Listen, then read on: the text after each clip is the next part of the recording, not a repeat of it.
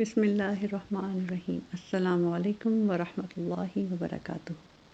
اللہم صلی علی سیدنا محمد۔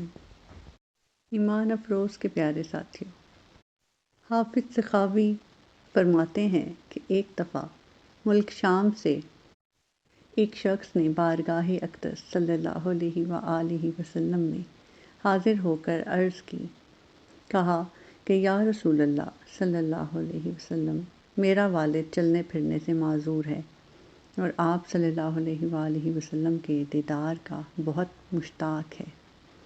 سرور کونین صلی اللہ علیہ وآلہ وسلم نے فرمایا کہ انہیں میرے پاس لے آؤ۔ شامی نے کہا کہ وہ نابینا ہے، کچھ دیکھ نہیں سکتا۔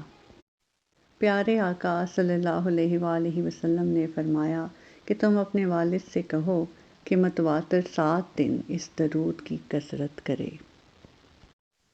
وہ نابینا حکم رسول اللہ صلی اللہ علیہ وآلہ وسلم بجا لایا اور اللہ تعالیٰ کی قدرت سے اللہ تعالیٰ نے اسے نبی کریم صلی اللہ علیہ وآلہ وسلم کو خواب میں دکھا دیا۔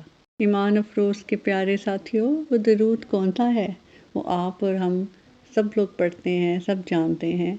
وہ درود ہے صلی اللہ علی محمد، صلی اللہ علی محمد۔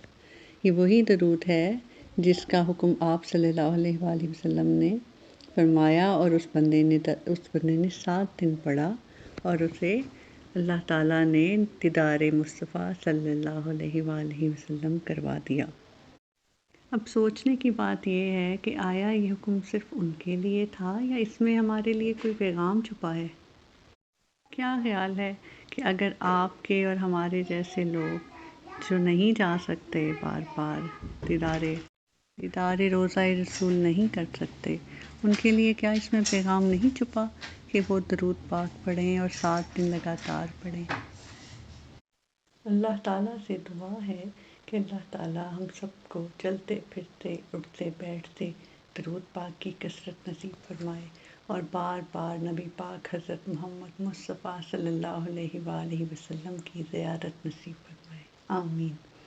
اس واقعہ کے حوالہ جات میں شامل ہے کتاب صلی علی محمد، صفحہ نمبر 130۔